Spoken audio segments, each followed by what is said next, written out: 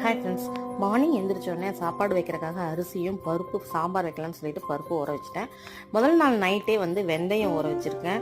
எதுக்குன்னு பார்த்தீங்கன்னா இன்றைக்கி காலையில் இட்லிக்கு மாவு அரைக்கலாம்னு சொல்லிட்டு இட்லி அரிசி தனியாக ஊற வச்சுருக்கேன், ரேஷன் அரிசி தனியாக ஊற வச்சுருக்கேன். இப்போ காலையில் எந்திரிச்சதுக்கப்புறம் தான் 1.5 மணி நேரம் ஊறினா போதுங்கிறனால உளுந்து ஊற வச்சுருக்கேன். நான் இப்போ எதுக்கு இந்த வீடியோ போட்டிருக்கேன்னு பார்த்தீங்கன்னா, இந்த ரேஷன் அரிசி யூஸ் பண்ணுறவங்களுக்கு இந்த டவுட் இருக்கலாம்.